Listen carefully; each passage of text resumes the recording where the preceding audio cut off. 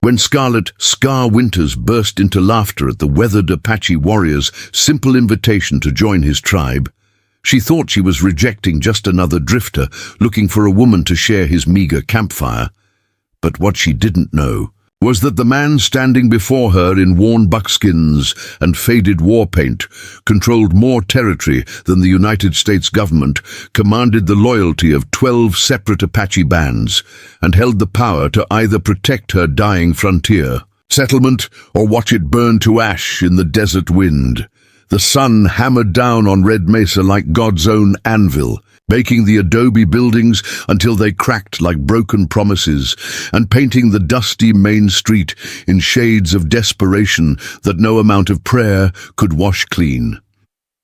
And at the heart of this dying frontier town stood Scarlet Winters, 24 years old, with hands that knew the weight of a rifle better than the touch of silk, surveying what remained of her father's general store with eyes the color of storm clouds gathering over the desert. The Apache raids had started 6 months ago, swift and silent as death itself, picking off outlying ranches and supply wagons with the precision of a surgeon's blade, and with each attack the territory governor pulled more soldiers east to fight in what the newspapers called a proper war, leaving settlements like Red Mesa to fend for themselves with nothing but grit, gunpowder, and the fading hope that winter might bring peace instead of starvation. Scar wiped sweat from her brow with the back of her hand, leaving a streak of dust across skin that had been pale as cream before the frontier sun claimed it. And she counted the remaining supplies on her shelves with the grim efficiency of a general calculating how long his army could hold a siege, knowing that 3 weeks of inventory stretched thin might feed the town's remaining 47 souls for perhaps 10 days if the women stopped eating and the children learned to survive on stories and stubbornness. Her father, Thomas Winters, had built this store with dreams of prosperity, back when the silver mine still produced ore and the cattle drives still passed through twice a year. But Thomas lay buried on the hill behind the church now, claimed by fever and heartbreak in equal measure, leaving his daughter to tend a business that hemorrhaged money like a gut-shot deer bleeds life into the unforgiving sand. The bell above the door chimed with a sound like funeral bells, and Mrs. Eleanor Prescott shuffled inside with her twin daughters, clinging to her faded calico dress, their faces gaunt with the particular hunger that comes not from missing one meal but from knowing the next one might not come at all. And Scar felt her heart clench like a fist around the knowledge that credit couldn't buy food that didn't exist, that kindness couldn't conjure supplies from empty shelves, that hope wouldn't stop children from starving when the last of the flour ran out. Any word from the territorial capital?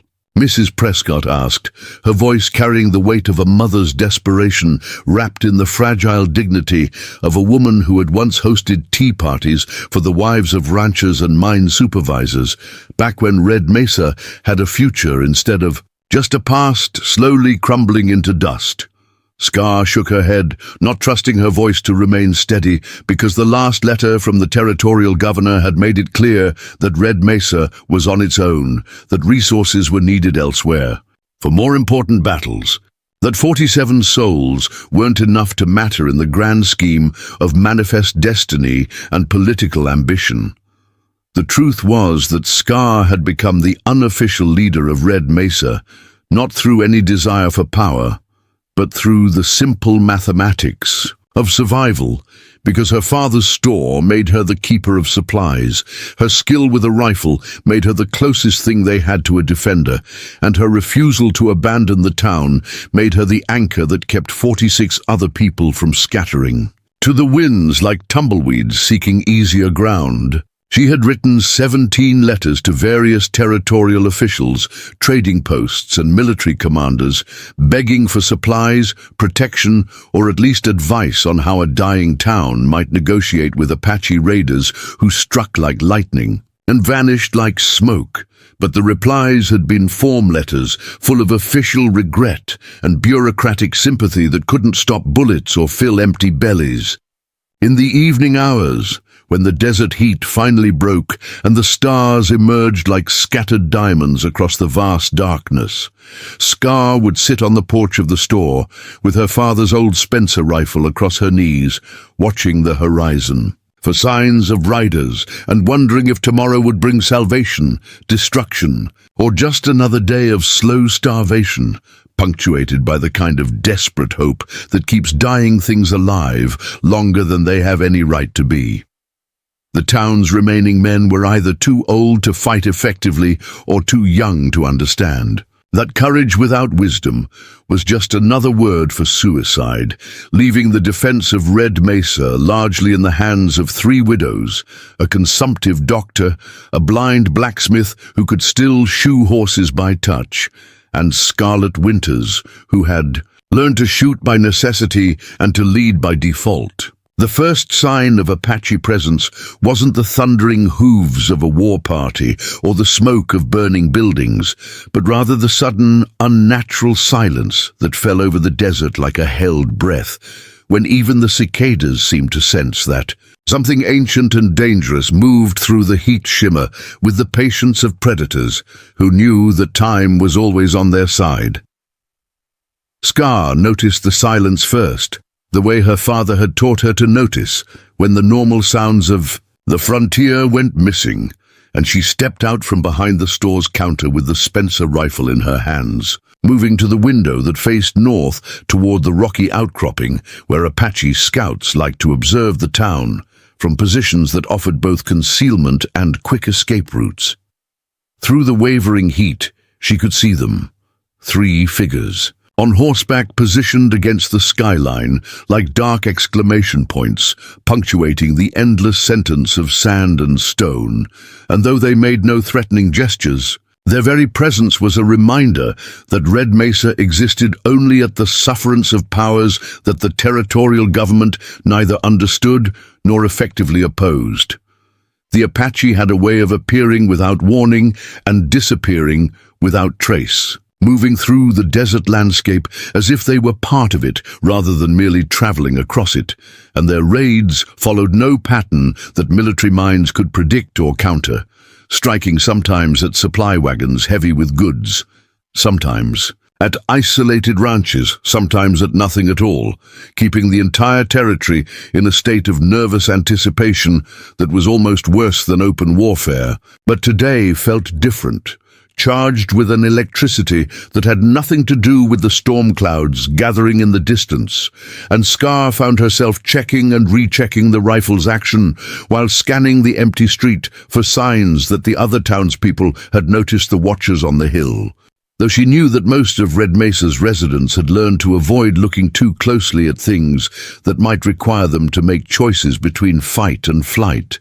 As the afternoon wore on, the three riders remained motionless as statues, carved from shadow and patience, and Scar began to wonder if this was how sieges truly began, not with dramatic charges and battle cries, but with the quiet establishment of presence, the gradual tightening of an invisible noose that would strangle hope long before it stopped breath.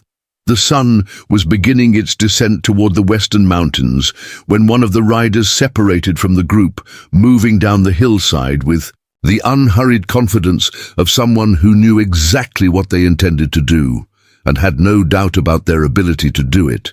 And Scar felt her heart begin to hammer against her ribs like a caged bird desperate for freedom from the prison of her chest.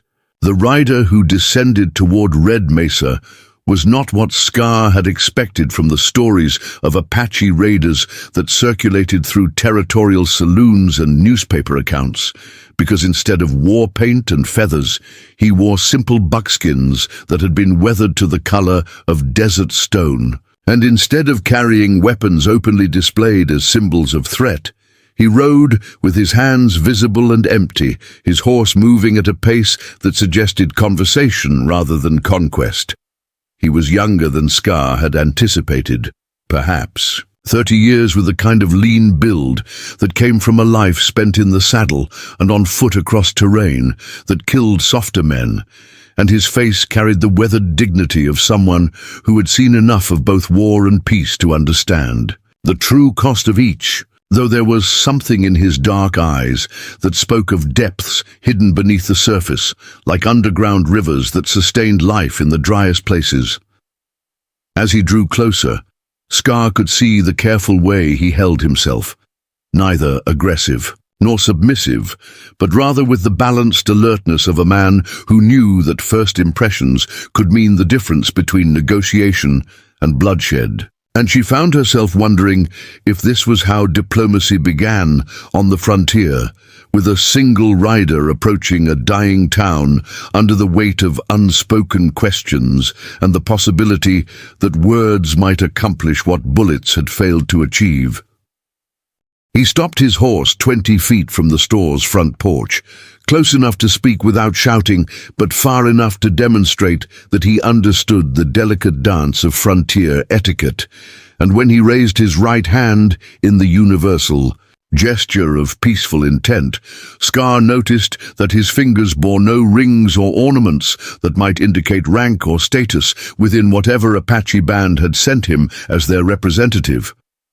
"I come to speak with the one who leads this place," he said in English that carried only the faintest accent, his voice pitched low enough to be respectful but loud enough to carry clearly through the desert air, and Scar found herself surprised by the formal courtesy of his approach, so different from the savage raiders of territorial propaganda that she had to remind herself that this might be exactly the kind of civilized deception that Apache war leaders used to lull their enemies into fatal complacency.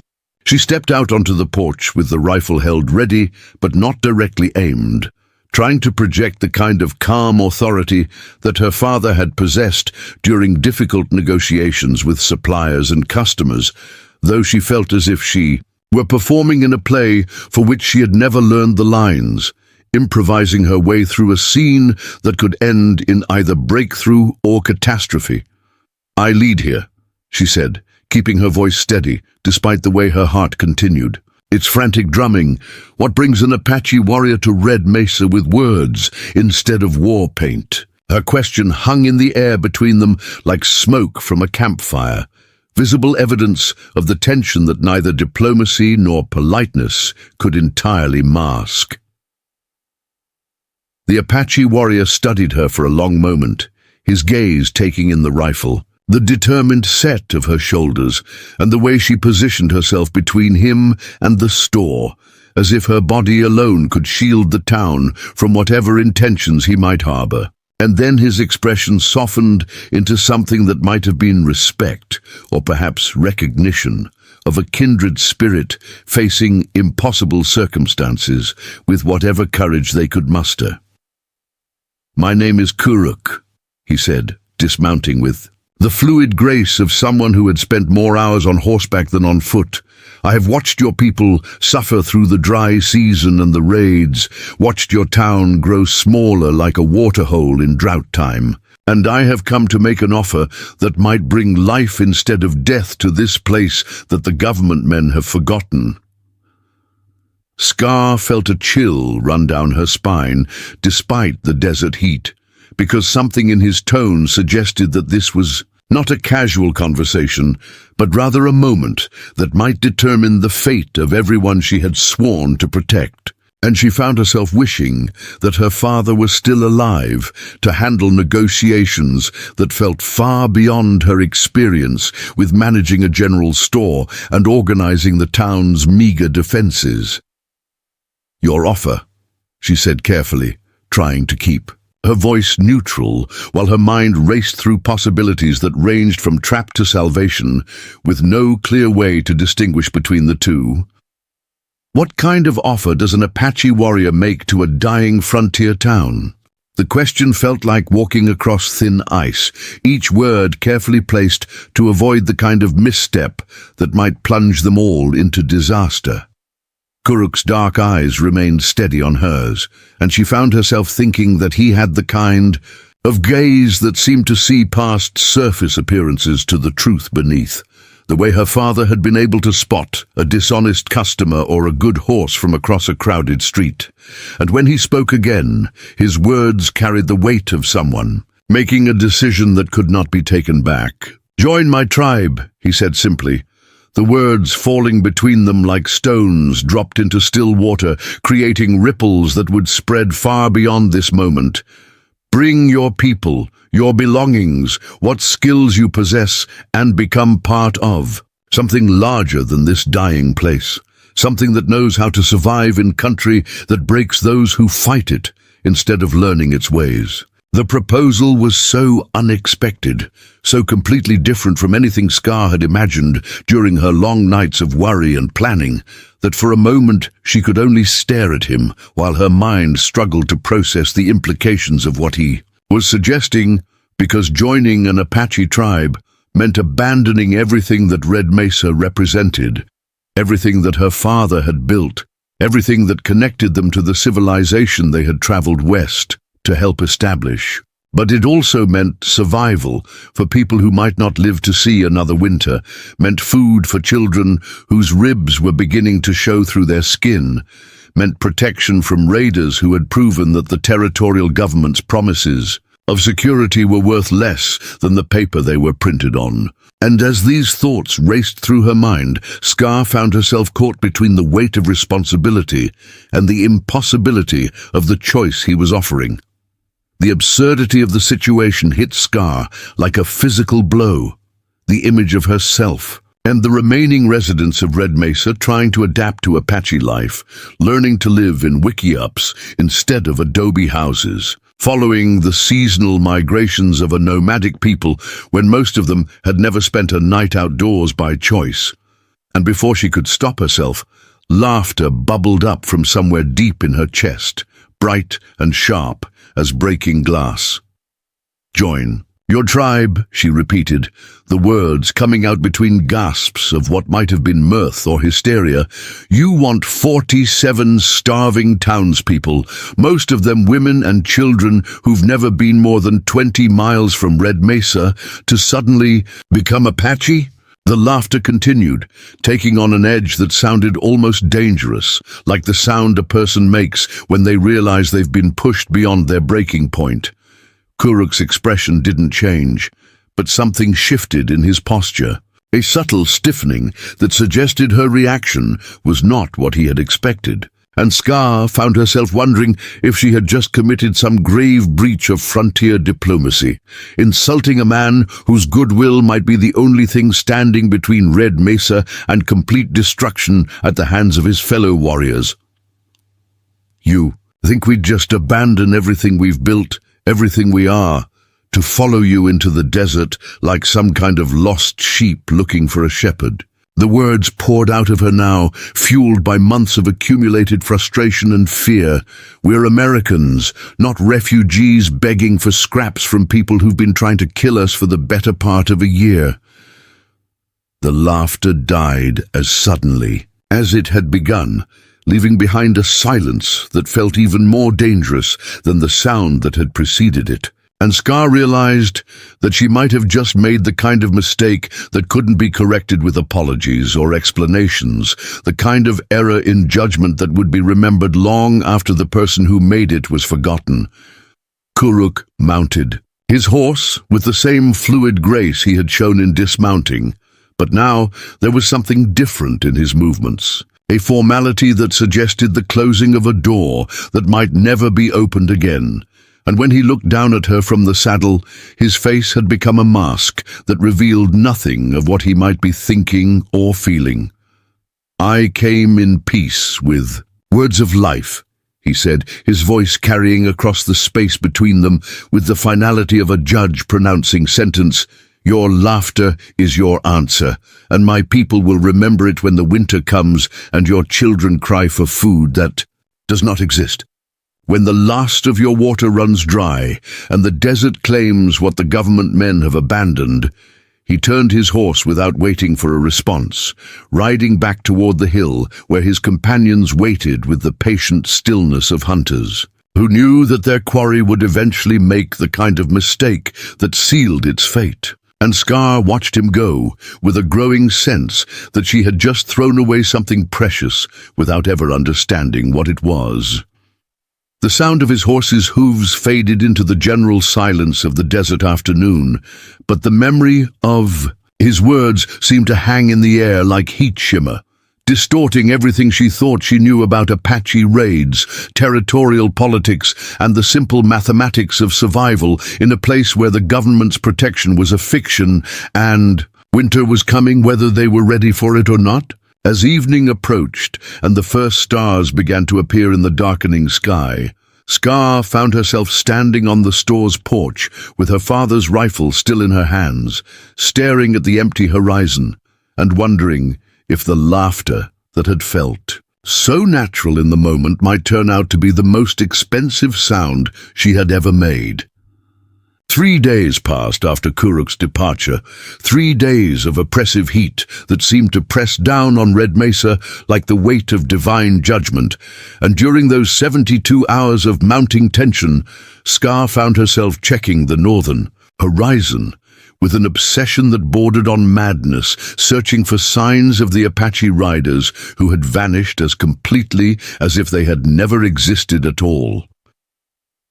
The other townspeople noticed her distraction, the way she would stop mid-conversation to stare at empty hillsides, the manner in which she held her rifle even when performing mundane tasks like counting inventory or sweeping the store's front porch. And Mrs. Prescott finally worked up the courage to ask what everyone was thinking but afraid to voice: whether the Apache visit had been a prelude to something worse. "He made an offer," Scar told the gathered women during their evening meeting in the church, the same building where they had buried her father and 17 other souls over the past year. "He wanted us to join his tribe, abandon Red Mesa, and become Apache." The words sounded even more ridiculous, spoken aloud, in the sacred space where they had prayed for deliverance from the very people Kuruk represented. The reaction was immediate and predictable, a chorus of gasps and nervous laughter that echoed off the wooden walls like the sound of small birds trapped in a cage. But beneath the surface shock, Scar could see something else in their faces, a flicker of calculation that spoke to the desperation that had been growing like a tumor in the heart of their community. "What did you tell him?" asked Martha Henderson, the blacksmith's daughter whose husband had died in the first Apache raid 6 months ago, leaving her with twin boys barely old enough to walk and no means of support except the charity of neighbors who had precious little to spare. The memory of her laughter still burned in Scar's throat like swallowed pride, and she found herself unable to meet Martha's eyes when she answered, because something about the way the young widow leaned forward suggested that she might not find the rejection as obviously correct as Scar had assumed it would be. But before she could respond, the church door burst open with enough force to rattle the hinges, and young Billy Clearwater stumbled inside with his face flushed from running and his words coming in gasps that spoke of panic barely held in check. "They're back," he managed between breaths, pointing toward the north with a trembling finger. "3 riders on the hill again. But this time they got a 4th one with them, and he's carrying something that looks like a white flag tied to a lance." Scar emerged from the church to find that the entire population of Red Mesa had gathered in the dusty main street. 47 souls arranged in a ragged semicircle that faced north toward the hills, where 4 mounted figures sat silhouetted against the afternoon sky like harbingers of some approaching judgment that none of them felt prepared to face. The white flag snapped lazily in the desert breeze, a piece of cloth that represented either hope or trap, depending on one's perspective, and Scar found herself wishing that her father had lived long enough to teach her the subtle art of frontier diplomacy that seemed so far beyond her experience, managing a general store and organizing basic defenses. Dr. Henley, the consumptive physician who had stayed in Red Mesa primarily because he lacked the strength to travel elsewhere, stepped beside her with his medical bag clutched in hands that shook from more than just illness, and his voice carried the authority of education when he spoke, despite the obvious fear in his pale blue eyes. "In my experience, dealing with various territorial disputes," he said carefully, "a flag of truce generally indicates a desire for peaceful negotiation, though one must always consider the possibility that such gestures are merely tactical deceptions, designed to lower one's guard before an attack."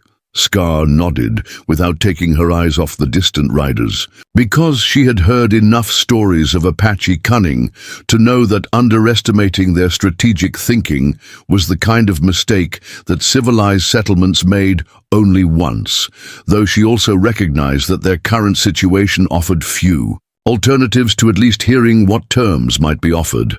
The rider carrying the truce flag separated from the group and began descending toward the town with the same measured pace that Kuruk had used 3 days earlier. But this was not the same man. This was someone older with grey, threading through long dark hair and bearing himself with the kind of dignity that spoke of authority earned through years of successful leadership. As he drew closer, Scar could see that his horse was painted with symbols that meant nothing to her untrained eye, but seemed to command respect from the other Apache warriors, who remained motionless on the hillside like an honor guard waiting for their chief's return, and she found herself wondering if this escalation in diplomatic protocol was a good sign or an ominous development. He stopped at the same distance. Kuruk had maintained 20 feet from the store's porch, but his presence seemed to fill more space somehow, as if authority created its own gravitational field that bent lesser mortals into orbits of deference, whether they intended such submission or not. "I am Standing Bear," he announced in English that carried no trace of accent, "war chief of the Mescalero band and speaker for the council that governs 7 tribes across this territory. I have come to offer terms that were refused with laughter." 3 days passed. Standing Bear's words fell across the assembled townspeople like stones thrown into still water, creating ripples of whispered conversation and nervous glances that spoke to the growing realization that their situation had moved beyond the simple mathematics of local survival into the complex realm of territorial politics.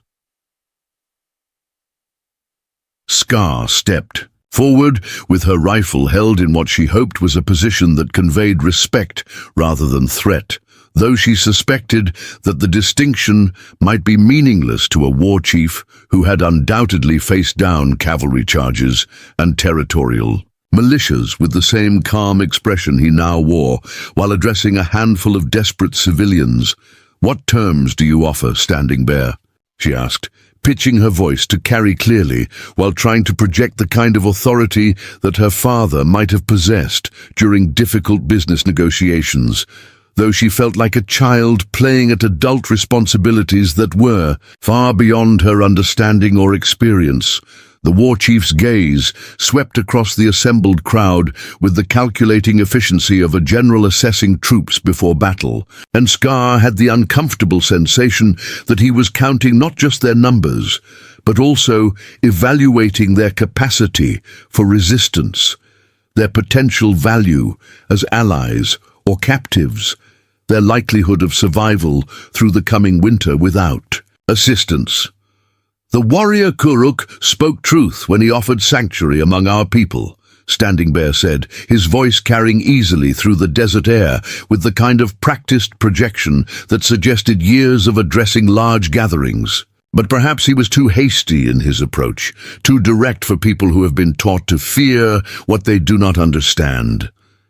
He paused, and in that silence, Scar could hear the sound of her own heartbeat and the nervous shuffling of feet as her neighbors struggled with the implications of what was being offered, because accepting help from Apache bands meant acknowledging that the territorial government had failed them, that their faith in American expansion and civilized progress had been misplaced. "Instead of asking you to abandon your ways completely," Standing Bear continued, "I offer a different path, one that allows you to remain in this place you call Red Mesa while learning to live as we do, with the desert as ally rather than enemy, with our protection extending over your settlement like the shadow of eagle's wings." The proposal was more complex than Kuruk's simple invitation to join the tribe, involving what sounded like a protectorate, arrangement that would preserve some semblance of their current existence while placing them under Apache guidance and authority. And Scar found herself trying to calculate the long-term implications of such a relationship. Dr. Henley cleared his throat with the kind of polite attention-seeking that educated men used when they wished to contribute to discussions beyond. Their expertise and his question carried the careful phrasing of someone who understood that diplomatic language often concealed as much as it revealed. Before we jump back in, tell us where you're tuning in from, and if this story touches you, make sure you're subscribed, because tomorrow I've saved something extra special for you. What would such protection require from us in terms of tribute, labor, or other obligations? He asked. And what assurances do we have that this arrangement would be honored by other Apache bands who might not recognize your authority over our affairs? Standing Bear's expression shifted slightly, revealing what might have been amusement or approval at the doctor's careful questioning. And when he answered, his tone carried the weight of someone who had negotiated similar agreements many times before with varying degrees of success. The price is simple, Standing Bear said, his words carrying across the dusty street with the finality of natural law.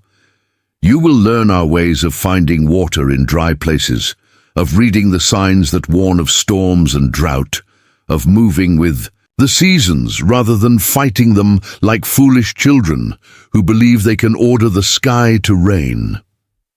The terms he outlined were more reasonable than Scar had dared hope, involving instruction in desert survival techniques, participation in seasonal hunting and gathering expeditions, and the adoption of Apache methods for storing food and conserving water during the harsh months when the territory became a furnace that killed the unprepared.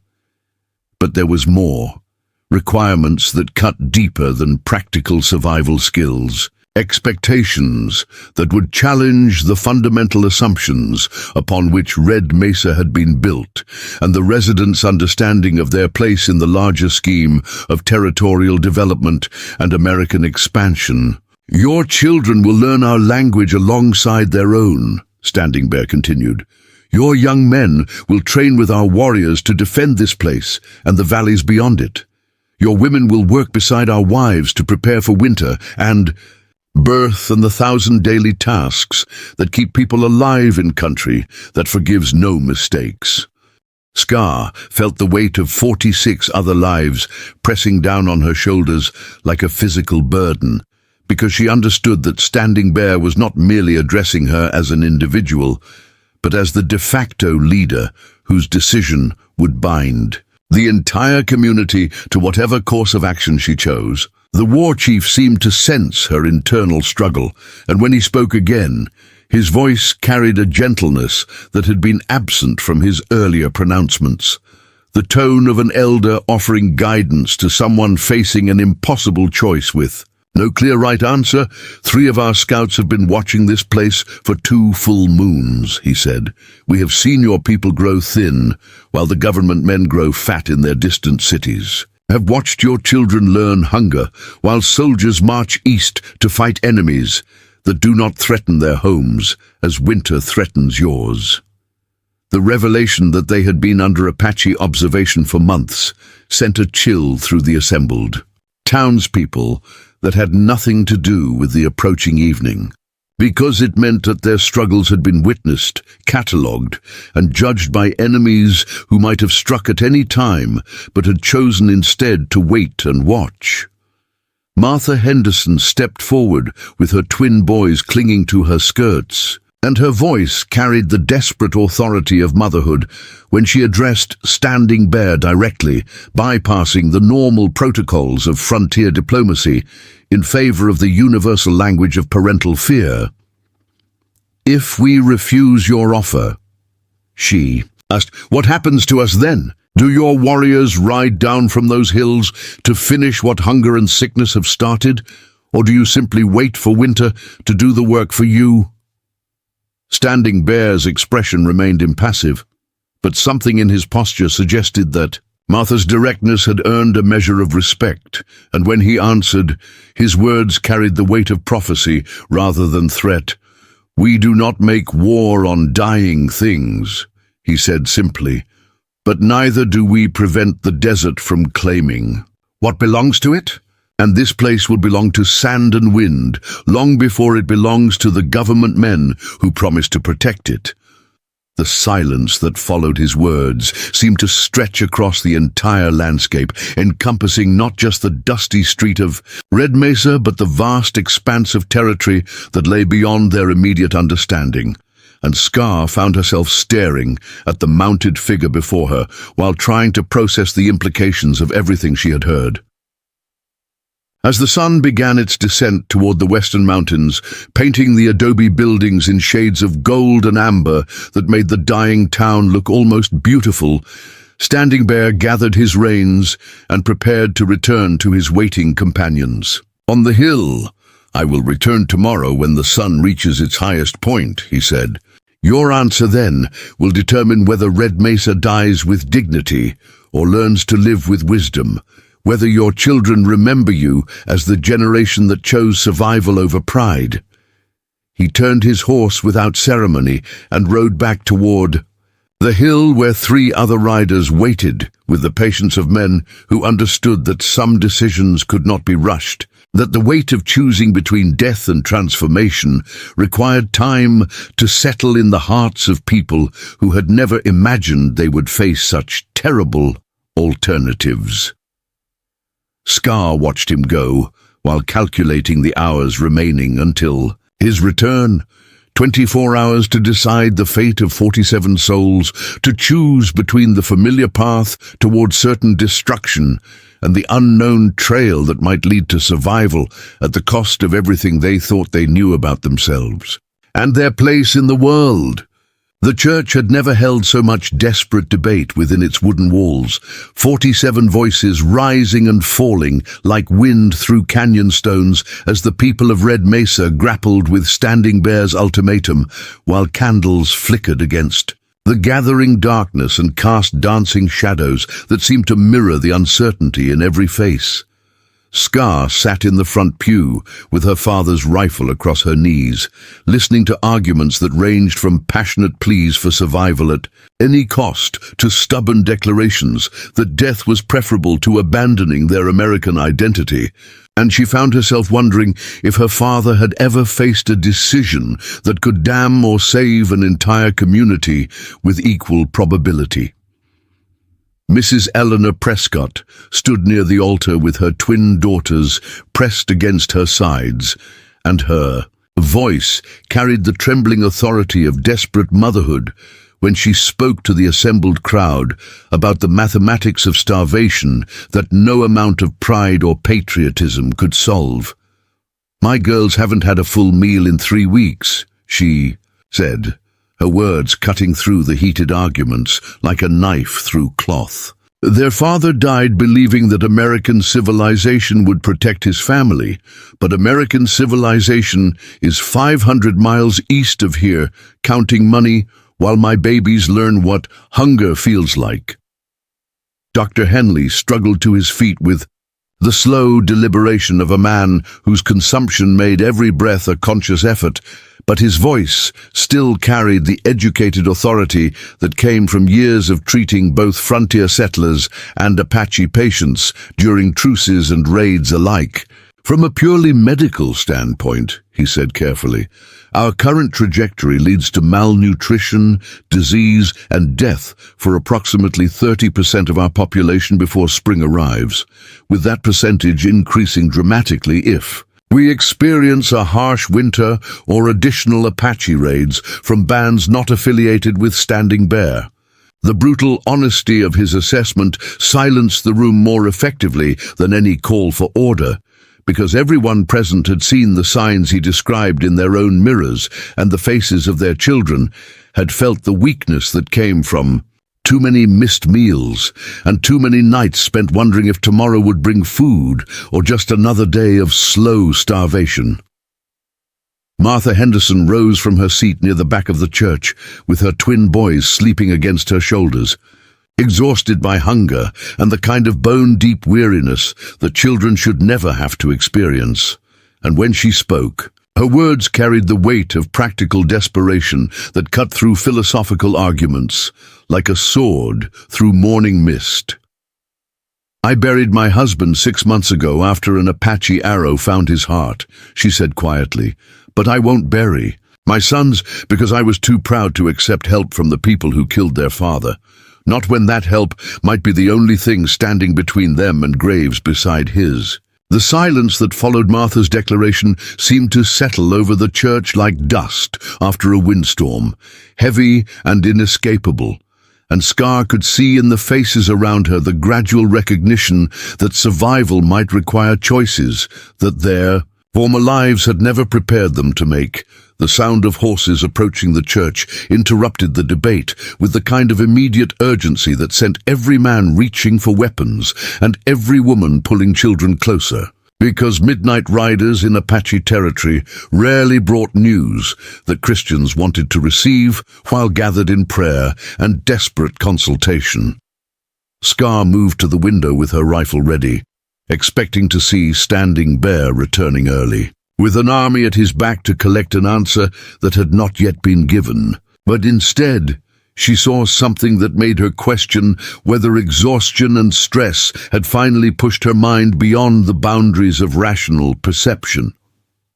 3 Apache warriors sat their horses outside the church, but they carried no weapons. In their hands bore no war paint on their faces, and rode horses decorated not with symbols of battle, but with the kind of trade goods that suggested peaceful commerce rather than military conquest. The leader of this small group dismounted with the same fluid grace she remembered from 3 days earlier, and even in the uncertain light of stars and candle glow, Scar recognized Kuruk moving toward the church with something that looked like a bundle of supplies balanced across his shoulder.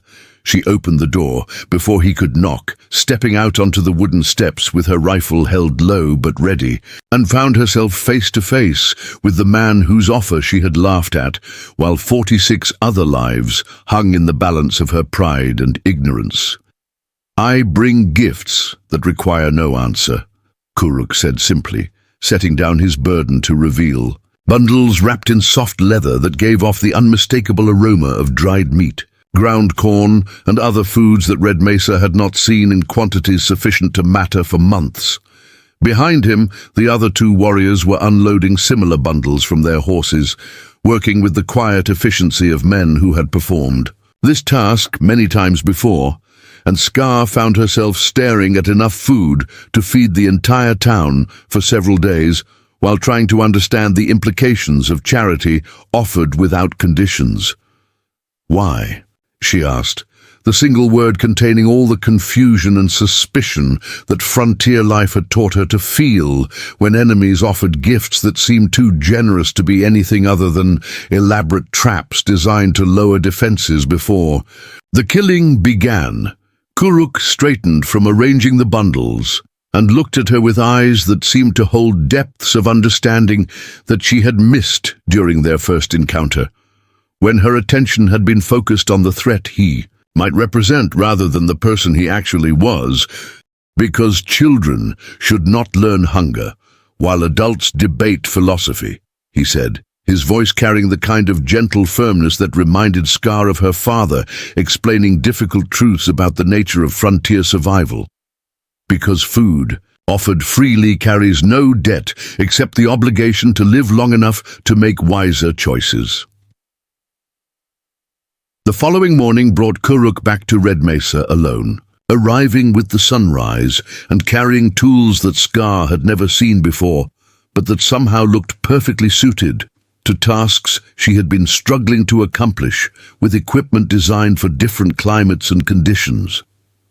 He found her, attempting to repair the town's failing well, a project that had defeated her father's engineering knowledge and continued to mock her own efforts to restore water flow to levels sufficient for their dwindling population. And without invitation or explanation, He began examining the problem with the careful attention of someone who understood desert hydrology.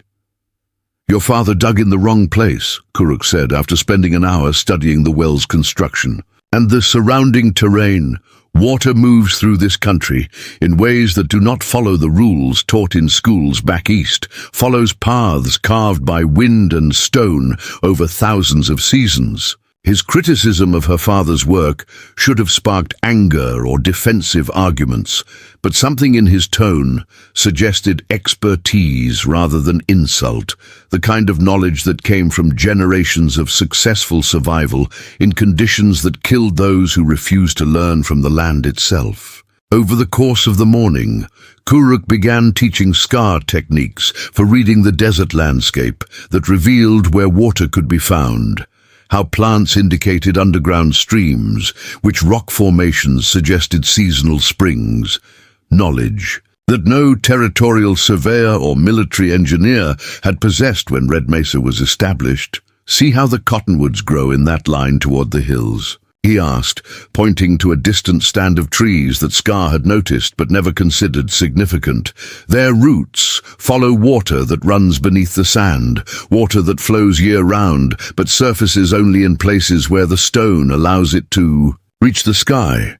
As they worked together to locate a better site for a new well, Scar found herself learning not just practical survival skills, but a completely different way of understanding the relationship between human settlement and natural environment. A perspective that treated the desert as a partner to be understood, rather than an enemy to be conquered. The other townspeople watched these lessons with varying degrees of suspicion and fascination, because seeing their unofficial leader working alongside an Apache warrior represented either the first step towards salvation or the beginning of a betrayal that would end with scalps decorating Kuruk's lodgepole. Dr. Henley approached the work site during the afternoon heat, moving with the careful steps of a man whose lungs struggled with every breath, but whose curiosity remained stronger than his physical limitations. And his questions revealed an educated interest in the techniques being demonstrated. "These methods for locating water sources," he said to Kuruk while mopping sweat from his pale forehead, "are they based on geological principles that could be taught to others, or do they require the kind of intuitive understanding that comes only from childhood instruction in desert survival?" Kuruk's answer surprised both Scar and Dr. Henley with its sophistication, revealing knowledge that went far beyond the simple. Tracking skills they had expected from someone the territorial newspapers described as a savage warrior living outside the boundaries of civilized education. "All knowledge can be taught to those willing to learn with empty hands and open minds," Kuruk said, using a curved digging tool to expose the layer of sand that indicated underground water.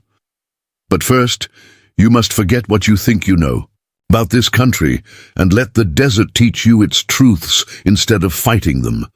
Throughout the day, the members of Red Mesa's dwindling population began approaching the worksite with questions that revealed their growing desperation and willingness to consider alternatives that would have seemed unthinkable just weeks earlier, when government promises still carried weight and winter seemed far enough away to ignore. Martha Henderson brought her twin boys to watch the well construction, and her questions focused on practical matters of child rearing in desert conditions, how Apache mothers kept their babies healthy during drought years, what foods could be found or prepared that would help growing children survive when traditional supplies ran short. "Apache children learn to read the desert like your children learn to read books," Kuruk explained, while demonstrating how to identify edible plants that grew wild in the surrounding hills. "They understand which roots store water, which seeds provide strength for long journeys, which leaves can heal sickness when prepared correctly." Mrs. Prescott overcame her initial fear to ask about Apache methods for preserving food without the salt and sugar that Red Mesa could no longer afford to purchase from distant suppliers. And her careful attention to Kuruk's explanations revealed the desperation of a mother trying to keep her daughters alive through whatever hardships lay ahead. As the day progressed, Scar began to notice subtle changes in the way her neighbors interacted with Kuruk, a gradual shift from suspicion to cautious respect based on his obvious expertise and willingness to share knowledge that could mean the difference between survival and death for their children. But she also noticed something else, something that made her study Kuruk with new attention when he thought no one was watching, because there was something about the way he carried himself, the casual authority with which he made decisions about resource allocation and tactical planning, that suggested experience with responsibilities far greater than those of an ordinary tribal warrior. When evening came and Kuruk prepared to return to his camp in the hills, he lingered near the new well site while speaking quietly with Scar about techniques that would be needed to complete the project. But his words seemed to carry meanings that went beyond simple instruction in desert survival. "Tomorrow, I will bring others who can teach your people skills that books do not contain," he said, his dark eyes reflecting the last light of sunset. "Skills for living with the desert instead of fighting it, for finding strength in community instead of struggling alone against forces too large for any single settlement to resist." There was something in his tone that made Scar study his face more carefully, searching for clues to the thoughts behind his calm expression, because she was beginning to suspect that Kuruk represented more than just a warrior willing to help desperate settlers, that his presence in Red Mesa might be part of some larger design that she did not yet understand. "Why do you care what happens to us?" she asked, the question emerging from doubts that had been growing throughout the day as she watched him demonstrate knowledge and authority that seemed inconsistent with his role as a simple tribal messenger. "What do you gain from helping people who laughed at your offer and rejected your friendship?" Kuruk was quiet for a long moment, his gaze moving across the darkening landscape that stretched toward mountains painted purple by the dying light. And when he finally answered, his words carried a weight that seemed to encompass more than just the immediate situation in Red Mesa. "Sometimes the strongest leaders are those who learn to serve before they learn to command," he said enigmatically. "And sometimes the greatest victories are won not through conquest, but through the patient building of trust between peoples who have been taught to see each other as enemies." He mounted his horse without elaborating on this cryptic statement, leaving Scar to wonder what deeper game was being played around Red Mesa, what larger forces might be moving through the territory while she struggled with the simple mathematics of keeping 47 people alive through the approaching winter. The dust cloud appeared on the eastern horizon just after dawn, moving with the purposeful urgency that distinguished military columns from the meandering pace of civilian wagons, and Scar felt her stomach clench with the familiar dread that came from knowing that government attention rarely brought good news to places like Red Mesa. Through her father's old spyglass, she could make out the blue uniforms and brass buttons that marked territorial cavalry. Perhaps 20 riders escorting a supply wagon and what looked like an official carriage, bearing the kind of territorial seals that meant someone important had finally remembered that Red Mesa existed and decided to pay attention. The timing could not have been worse, because Kuruk and 3 other Apache warriors were currently camped less than a mile from town, working with the townspeople to complete the new well and teaching survival techniques that might keep everyone alive through the winter, their presence representing either salvation or treason, depending on one's perspective regarding territorial policy and Indian affairs. Scar ran through the streets of Red Mesa like a woman possessed, shouting warnings to anyone within earshot while calculating how long it would take the cavalry column to reach the town, and whether Kuruk could disappear into the desert before. Awkward questions were asked about Apache warriors sharing campfires with American settlers. She found him near the new well site, working alongside Dr. Henley, and 2 other townsmen to install a pumping mechanism that incorporated Apache engineering, principles with territorial materials. And the casual familiarity of their cooperation made her realize how quickly the boundaries between enemy and ally had blurred over the past few days.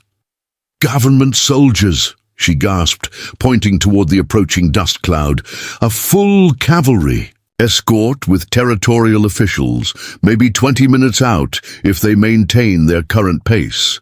And they're going to have questions about Apache warriors teaching water management to American citizens." Kuruk straightened from his work with the kind of calm that suggested he had been expecting this development, and his response revealed a level of strategic thinking that went far beyond what Scar would have expected from an ordinary tribal warrior operating without official sanction or broader tactical support. "Let them come," he said quietly, wiping his hands on a piece of leather while studying the approaching column with eyes that seemed to calculate distances and tactical possibilities with professional efficiency. "There are things that need to be said, and perhaps it is time for all parties to understand the true nature of the choices being made in this territory." His lack of concern was more disturbing than panic would have been, because it suggested either supreme confidence in his ability to handle territorial authorities or a fatalistic acceptance that this confrontation had always been inevitable, and Scar found herself wondering what larger game was being played. Around Red Mesa, Dr. Henley struggled to his feet with obvious effort, his consumption making even simple movements an ordeal. But his voice carried the authority of education when he addressed the growing crisis with the kind of analytical thinking that came from years of treating both sides in frontier conflicts. "If I may suggest," he said carefully, "the presence of Apache warriors engaged in peaceful cooperation with territorial citizens might actually serve our interests, provided the proper context is established before accusations of treason or collaboration can be leveled against our community." Captain Morrison dismounted from his cavalry horse with the rigid precision of a man who had spent his entire adult life following regulations that made sense in military academies, but often proved inadequate for the complex realities of frontier administration. And his first words revealed the kind of bureaucratic thinking that had left Red Mesa to die, while more important battles claimed government attention. "I am Captain James Morrison, Territorial Cavalry, acting under direct orders from Governor Richardson to investigate reports of unauthorized Apache activity in this sector," he announced to the assembled townspeople, his voice carrying the kind of official authority that brooked no argument or explanation that might complicate predetermined conclusions. Behind him rode a civilian in expensive Eastern clothing, whose soft hands and pale complexion marked him as someone who had never spent a night outdoors by necessity. And when he spoke, his words revealed the kind of political ambition that saw frontier settlements as stepping stones to higher office, rather than communities of real people facing life-or-death challenges. "I am Territorial Administrator James Blackwood," the civilian said, dismounting with obvious discomfort, "and I have been sent by the territorial government to assess the viability of this settlement and determine whether continued resource allocation to Red Mesa represents sound fiscal policy for the territory."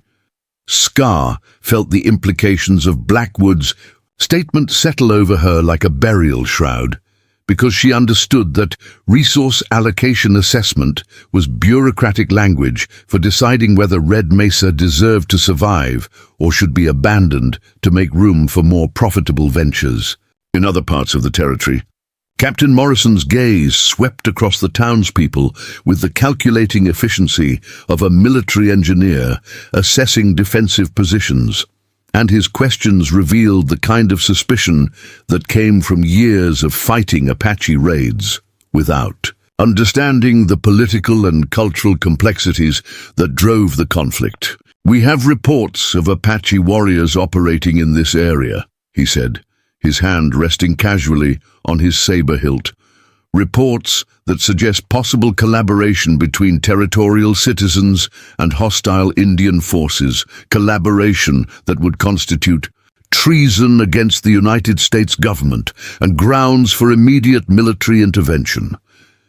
The silence that followed Morrison's accusation stretched across the dusty street like a taut rope ready to snap. And Scar could see in the faces of her neighbors the dawning realization that their desperate attempts to survive might be interpreted by territorial authorities as betrayal of everything they had been taught to believe about American civilization and manifest destiny.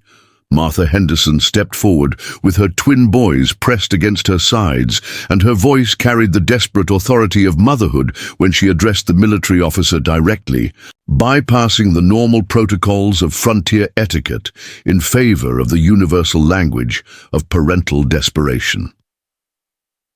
"The Apache you're looking for have been teaching us how to find water and preserve food," she said, her words cutting through the official tension like a knife through pretense. "They've been keeping our children alive while your government counted money and ignored our letters begging for help." Administrator Blackwood's reaction was immediate and predictable, the kind of bureaucratic outrage that came from having comfortable assumptions challenged by inconvenient realities, and his response revealed the depths of ignorance that characterized territorial policy regarding Indian affairs and frontier survival. Preparing and narrating this story took us a lot of time, so if you are enjoying it, subscribe to our channel. It means a lot to us now. Back to the story. The sound of approaching hoofbeats interrupted Blackwood's indignant lecture about territorial policy and Indian relations, and every head turned to see Kuruk riding toward the confrontation with the kind of calm dignity that seemed completely inappropriate for someone facing potential arrest or summary execution. But he was not alone, because behind him rode Standing Bear and 6 other Apache warriors, all armed, but with weapons secured in positions that suggested readiness for defense rather than aggressive intent. And their arrival transformed the simple matter of investigating unauthorized Indian activity into something far more complex and diplomatically sensitive. Captain Morrison's hand moved instinctively toward his weapon, but Standing Bear's raised palm and the formal manner of his approach suggested that this was meant to be a parley rather than a battle, though the tension in the air was thick enough to cut with a cavalry saber. "I am Standing Bear, war chief of the Mescalero Apache and speaker for the council that governs 7 tribal bands across this territory," the elderly warrior announced, his voice carrying easily across the assembled crowd. "I have come to discuss terms that concern the survival of all people in this region, red and white alike." Administrator Blackwood's face flushed with the kind of outrage that came from having his authority challenged by people he had been taught to consider inferior, and his response revealed the depths of cultural arrogance that made meaningful negotiation between territorial authorities and Apache leaders virtually impossible under normal circumstances. "You have no authority to negotiate with representatives of the United States government," Blackwood sputtered, his Eastern accent making him sound even more out of place in the desert heat. "Any unauthorized contact between territorial citizens and hostile Indian forces constitutes an act of sedition that will be punished to the full extent of territorial law." Standing Bear's expression did not change, but something in his posture suggested that he had been expecting exactly this kind of response from territorial authorities. And when he spoke again, his words carried implications that went far beyond the immediate situation in Red Mesa. Perhaps Administrator Blackwood would be interested to learn that the Apache Council has been in communication with representatives of the Mexican government regarding territorial boundaries and the protection of indigenous peoples caught between competing claims of sovereignty and "We Standing Bear said calmly, "communications that suggest alternatives to American territorial expansion that might prove instructive." The threat was subtle but unmistakable, because everyone present understood that Apache alliances with Mexican authorities could complicate American territorial claims in ways that would make the current Indian conflicts seem trivial by comparison. And Blackwood's face went pale as the diplomatic implications settled in his mind. Captain Morrison stepped forward with the kind of military directness that came from years of dealing with problems that could be solved through the application of superior firepower. But his questions revealed a dawning awareness that the situation had moved beyond simple law enforcement into the realm of international diplomacy. "Are you threatening to ally with foreign powers against the United States government?" Morrison asked, his voice carrying the weight of official authority backed by 20 armed cavalrymen, because such threats constitute acts of war that would justify immediate military response. Standing Bear's smile was thin and cold as winter wind through canyon stones, and his answer revealed depths of political sophistication that most territorial authorities never suspected existed among the Apache leadership. "I threaten nothing," Standing Bear said, with the patient tone of someone explaining obvious truths to slow children. "I merely point out that the Apache people have options that do not depend on the goodwill of territorial administrators who care more about political advancement than the welfare of the people they are supposed to serve." But before the confrontation could escalate into the kind of violence that would solve nothing and create problems that might take generations to resolve, Kuruk urged his horse forward and spoke with a quiet authority that seemed to command attention from all parties despite his apparent subordinate status among the Apache leadership.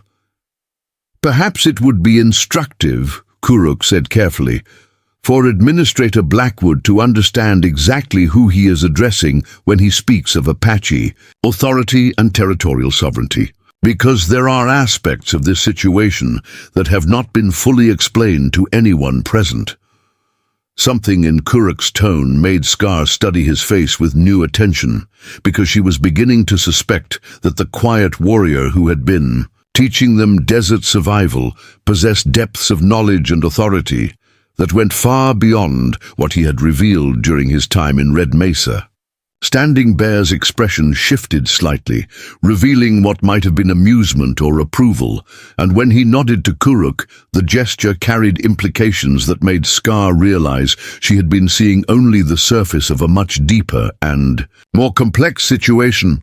"My young friend speaks wisdom," Standing Bear said, his voice carrying subtle emphasis on certain words that seemed loaded with meaning. "Perhaps the time has come for all parties to understand the true nature of Apache leadership and the extent of territorial authority that exists beyond the recognition of American bureaucrats." Kuruk dismounted with fluid grace and walked toward the center of the confrontation with the kind of calm confidence that suggested he was about to reveal information that would change everyone's understanding of the political and military situation in the territory. "Administrator Blackwood," Kuruk said formally, "you have been negotiating with the wrong people, making assumptions about Apache leadership that reveal how little the territorial government understands about the forces that actually control this region." The silence that followed his words seemed to stretch across the entire landscape, encompassing not just the dusty street of Red Mesa, but the vast expanse of territory that lay beyond their immediate understanding. And Scar found herself holding her breath while waiting for revelations that might explain everything she had observed but not understood. Captain Morrison's military training had not prepared him for diplomatic situations that required subtle thinking, and his response revealed the kind of direct approach that often created more problems than it solved in dealing with complex cultural and political conflicts. "State your business plainly," Morrison demanded, his hand still resting on his weapon. "If you have information relevant to territorial security, present it clearly instead of speaking in riddles that waste everyone's time." Kuruk's smile was enigmatic, carrying depths of meaning that seemed to encompass years of careful planning and patient preparation for exactly this moment. And when he began to speak, Scar realized that everything she thought she knew about the quiet warrior who had offered. His tribe's protection was about to be turned upside down. "My name is not simply Kuruk," he said, his voice carrying across the assembled crowd with the authority of someone revealing a truth that had been carefully guarded. "I am Kuruk, son of the great chief Cochise, war leader of the Chiricahua Apache, and paramount chief of the confederated Apache bands that control over 200,000 square miles of territory from the Colorado River to the Rio Grande." The revelation hit the assembled crowd like a physical blow, because everyone present understood that Cochise was not just another Apache war leader, but the most feared and respected Indian chief in the entire American Southwest. The man whose tactical genius had defeated more cavalry columns than any other indigenous leader in territorial history. Scar felt the world tilt around her as the implications of Kuruk's true identity settled in her mind, because she realized that the quiet warrior she had laughed at, the man who had been patiently teaching them desert survival while sharing their campfires and working alongside them like an ordinary tribal member, was actually one of the most powerful individuals in the entire territory. Administrator Blackwood's face went through a series of color changes that might have been comical under different circumstances, shifting from pale surprise to red embarrassment to something approaching green nausea as he realized that he had been threatening to arrest the son of the most dangerous enemy the territorial government faced. The silence that followed Kuruk's revelation stretched across Red Mesa like the shadow of a thundercloud, heavy with implications that reached far beyond the dusty street, where 47 desperate settlers now found themselves standing at the epicenter of territorial politics they had never imagined themselves capable of influencing. Scar felt her knees threatened to buckle as the full magnitude of her earlier dismissal crashed over her like a flash flood through a dry canyon, because she had laughed in the face of Apache royalty, had rejected an offer of sanctuary from someone who controlled more territory than most European nations, and commanded the loyalty of warriors whose names were whispered in fear from Santa Fe to San Antonio. The laughter that had seemed so natural in the moment now echoed in her memory like the sound of her own grave being dug, because she was beginning to understand that she had not merely insulted a stranger, but had potentially destroyed a diplomatic initiative that represented years of careful Apache planning and observation, an opportunity that might never come again in her lifetime or her children's. Administrator Blackwood's mouth opened and closed like a fish gasping for air, his political calculations racing through scenarios that ranged from career-ending disgrace to potential international incidents that could destabilize American territorial claims throughout the Southwest, while his face cycled through colors that might have been comical under different circumstances. Captain Morrison's military mind struggled to process the tactical implications of having 20 cavalrymen face the son of the most successful Indian war leader in American history, a man whose father had defeated more cavalry columns than any other indigenous leader in territorial records, whose strategic genius had frustrated military commanders from General Crook to Colonel Miles. The other townspeople stood frozen, in various stages of shock and recognition, their faces reflecting the dawning understanding that the quiet warrior who had been sharing their campfires and teaching their children to identify edible plants was actually one of the most powerful individuals in the entire American Southwest, someone whose decisions could affect the lives of thousands. Dr. Henley was the first to find his voice, perhaps because his medical training had taught him to remain functional in crisis situations that required clear thinking despite overwhelming circumstances, and his words carried the careful precision of someone trying to prevent a delicate situation from exploding into violence that would solve nothing and destroy everything. "If I may observe," he said quietly, his voice barely carrying across the tension-filled street. The presence of such distinguished leadership in our humble settlement suggests that the Apache people have been taking our situation far more seriously than we realized. And perhaps we should focus on understanding the implications of this honor, rather than dwelling on past misunderstandings. Martha Henderson stepped forward, with her twin boys clinging to her skirts, their small faces reflecting the confusion of children who understood that something monumentally important was happening, but lacked the context to comprehend its full significance. And her voice carried the desperate courage of motherhood when she addressed Kuruk directly. "You've been keeping our children alive," she said simply, her words cutting through the political tension like a clean blade through silk. "You could have let us starve or taken what little we had by force.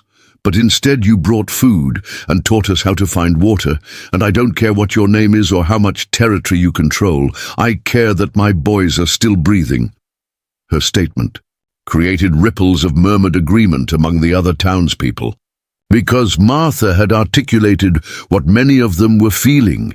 The titles and territorial politics mattered less than the simple fact that Apache assistants had kept their families alive when their own government had abandoned them to whatever fate the desert might deliver.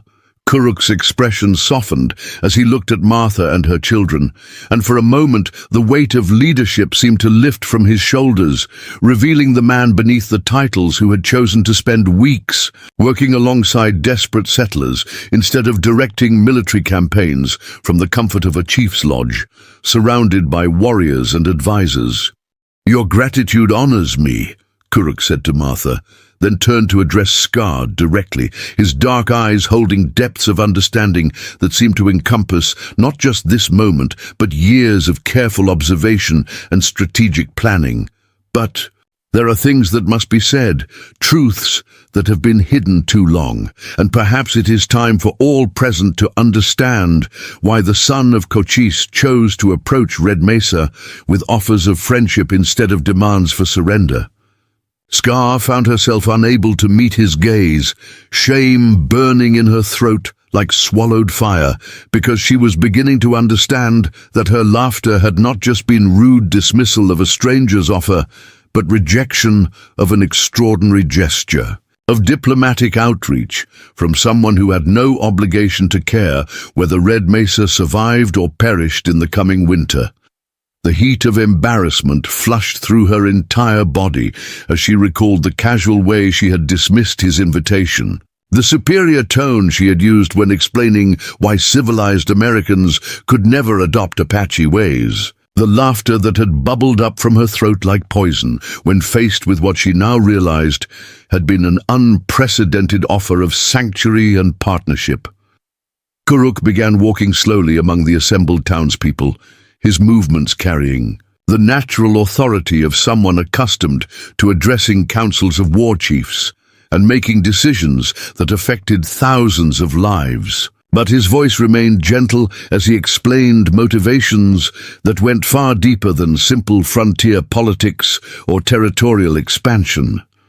"For 3 generations, my people have watched American settlers arrive in our territory with promises of peaceful coexistence, only to see those promises broken when gold is discovered or cattle ranches prove profitable," he said, his words carrying the weight of inherited memory and accumulated betrayal. "We have learned to expect deception, to prepare for war, to strike first before we can be struck down by people who speak of friendship while sharpening knives behind their backs." Administrator Blackwood shifted uncomfortably, perhaps recognizing uncomfortable truths about territorial expansion policies that looked different when viewed from the perspective of people who had been systematically dispossessed by those same policies. People who had watched their hunting grounds become cattle ranches and their sacred places become mining claims. The bureaucrats' discomfort was palpable, as Kuruk's words stripped away the comfortable justifications that territorial administrators used to explain away the violence and displacement that characterized American expansion. revealing the human cost of policies that were discussed in distant offices by men who never had to face the consequences of their decisions. But Red Mesa was different, Kuruk continued, stopping directly in front of Scar, his presence commanding. Her attention despite her desire to disappear into the dusty ground beneath her feet. Here was a settlement that asked for nothing except the right to survive, that made no claims on Apache land or water, that posed no threat to our hunting grounds or sacred places. The implications of his words began to settle in Scar's mind, like sediment in still water, revealing a perspective on Red Mesa's struggles that she had never considered, because from the Apache viewpoint, their isolated settlement represented something rare in the history of territorial expansion. American settlers who had been abandoned by their own government and reduced to the same desperate circumstances that indigenous peoples faced every day. When government protection failed you, you did not turn to violence or theft, but simply tried to endure with dignity, Kuruk continued, his voice carrying a note of something that might have been respect or recognition. You did not send raiding parties to steal Apache horses, did not demand military protection to drive us from our traditional territories, did not petition the territorial government to remove the Indian problem that interfered with your prosperity. His observation revealed aspects of Red Mesa's situation that Scar had never thought to consider significant, because their isolation and abandonment had seemed like pure misfortune rather than evidence of character. But from Apache perspective, their failure to respond to crisis with violence or demands for indigenous displacement marked them as fundamentally different from other American settlements. My father Cochise sent me to observe your settlement, Kuruk continued, his words carrying implications that stretched far beyond Red Mesa's immediate circumstances, to determine whether your people represented a new kind of American settler, or simply another group that would eventually demand Apache submission when circumstances improved and military support became available. The revelation that their struggles had been under observation by the most feared Apache leader in territorial history sent chills through the assembled crowd, because it meant that every decision they had made, every response to crisis, every choice between desperation and dignity had been witnessed and evaluated by enemies who could have destroyed them at any moment. Standing Bear nodded approvingly from his position near the cavalry horses, and his voice carried the weight of tribal council authority when he added context to Kuruk's revelations that expanded the scope of what was happening far beyond Red Mesa's immediate survival needs. The Confederate Apache bands have been watching American settlements throughout the territory, Standing Bear said, his words carrying implications that reached into every corner of territorial politics, studying which communities might be suitable for the kind of coexistence that could benefit both peoples, and Red Mesa became the first test of whether such cooperation was actually possible. Captain Morrison's military training finally reasserted itself over his shock at discovering he was facing Apache royalty, and his question revealed the kind of strategic thinking that came from years of fighting warriors who seemed to anticipate cavalry tactics with supernatural accuracy, though his voice carried new respect that had been absent from his earlier pronouncements. Are you saying that this entire situation has been an experiment? Morrison asked, his tone carefully controlled, despite the realization that he might be witnessing the opening moves of a diplomatic initiative that could reshape territorial politics in ways that no military manual had prepared him to handle. That your presence here was part of some larger Apache strategy regarding American settlement patterns. Kuruk's smile carried depths of meaning that encompassed years of careful planning and patient observation, strategic thinking that extended far beyond the immediate tactical situation to encompass generations of potential coexistence or continued warfare. and his answer revealed the sophisticated political reasoning that territorial authorities consistently underestimated when dealing with Apache leadership. "Every action my people take is part of a larger strategy for survival," he said simply, though his words carried implications that reached far beyond simple military tactics. The question was whether your people were capable of the same kind of strategic thinking, whether you could recognize opportunity when it appeared in forms that challenged your preconceptions about enemies and allies. Morrison found himself recalculating everything he thought he knew about Apache military organization and political sophistication, because the revelation that Red Mesa's situation had been carefully orchestrated as a diplomatic test suggested levels of long-term planning that rivaled anything produced by territorial administrators or military strategists. The captain's professional respect for enemy capabilities had always been grudging but genuine, based on hard-won experience fighting Apache warriors who consistently outmaneuvered cavalry forces despite being outnumbered and outgunned.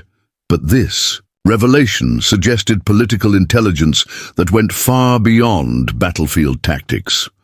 "If the Apache leadership has been planning diplomatic initiatives," Morrison said carefully, choosing his words with the precision of someone navigating potentially explosive political territory, "then perhaps military solutions are less relevant than I initially assumed, and civilian authorities should take precedence in determining appropriate responses." His statement represented a significant shift in military thinking, because career cavalry officers rarely volunteered to subordinate military authority to civilian decision-making, especially when facing enemies they had been trained to defeat through force of arms rather than negotiate with through diplomatic channels.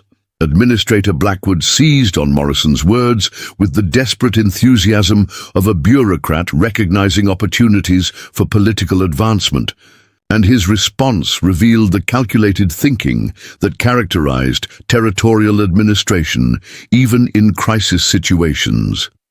"If the Apache leadership is genuinely interested in peaceful coexistence," Blackwood said, his voice carrying the false sincerity that politicians perfected through years of making promises they had no intention of keeping, "then perhaps we should discuss terms that could benefit all parties, arrangements that could serve as models for territorial policy throughout the Southwest." But Kuruk's expression hardened at Blackwood's words, transforming from diplomatic courtesy to something approaching contempt, and his response revealed the depths of distrust that centuries of broken treaties had created between indigenous peoples and government representatives who spoke of cooperation while planning dispossession. "The territorial government has proven incapable of keeping agreements with my people," Kuruk said, his voice carrying the cold finality of historical experience accumulated through generations of betrayal. "Your treaties are written on paper. That dissolves in the first reign of political expediency. Your promises mean nothing when gold is discovered or voters demand more land for cattle ranches." The brutal honesty of his assessment silenced Blackwood's diplomatic overtures more effectively than any military threat could have, because everyone present understood that territorial history supported every word of Kuruk's indictment of government reliability when dealing with indigenous peoples.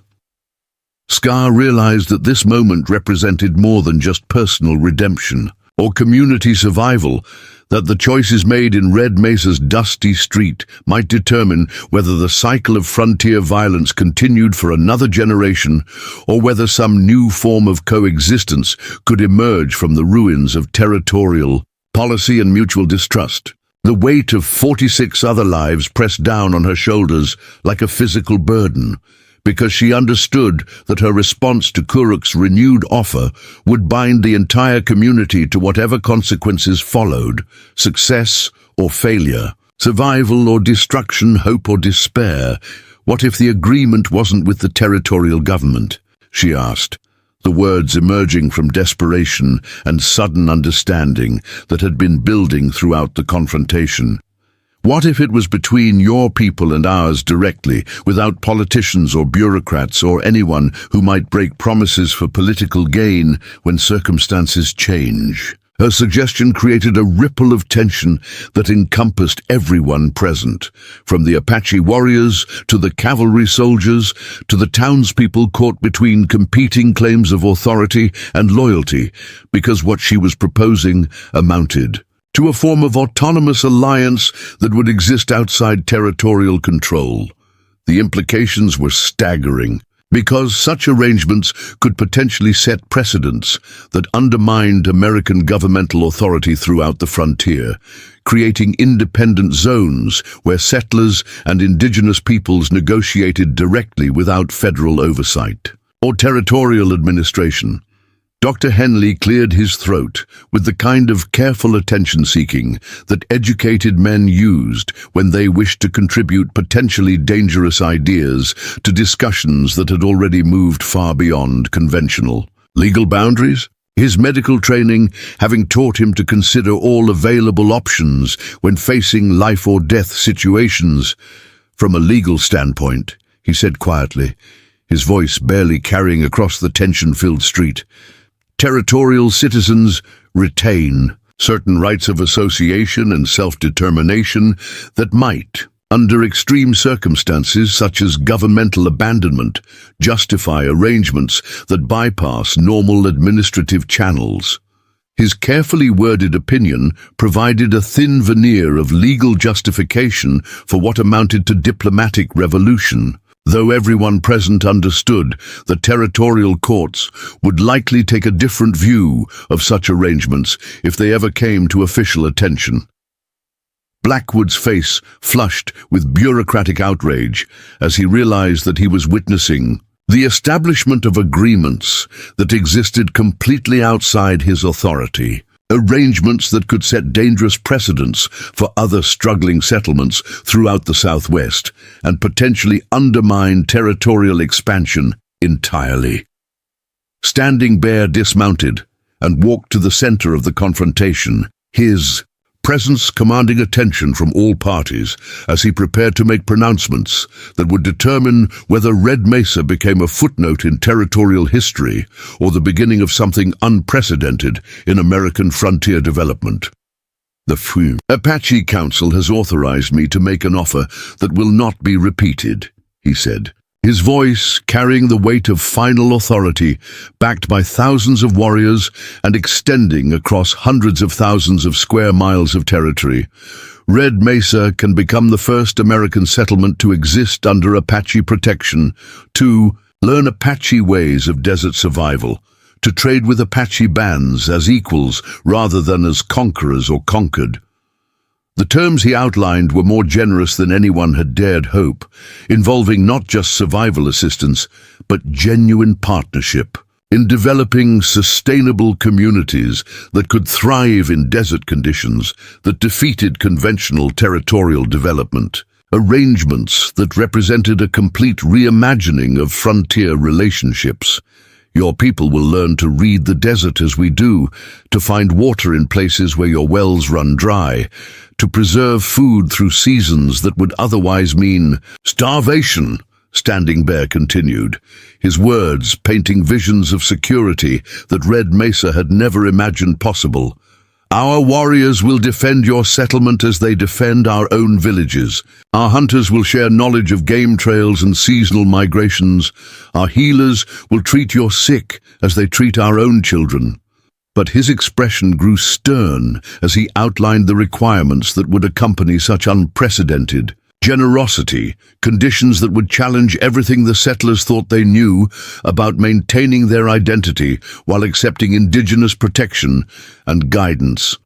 But, Standing Bear continued, his voice taking on the hardness of iron, he forged in war. This offer requires trust that flows in both directions, commitment that cannot be broken when circumstances change, acceptance that survival sometimes requires abandoning old ways of thinking about enemies and allies. The conditions were demanding but not unreasonable. Red Mesa's children would learn Apache language alongside English. Their young men would train with Apache warriors to defend not just their own settlement, but the broader territory. Their women would work with Apache wives to develop the skills needed for long-term desert survival.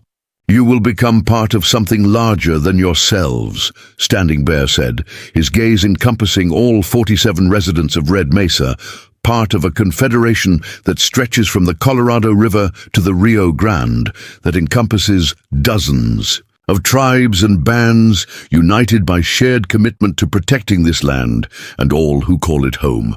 Administrator Blackwood's face cycled through various shades of outrage and panic as he realized that he was witnessing the establishment of arrangements that could potentially create an autonomous zone outside territorial authority, agreements that might inspire similar developments throughout the Southwest.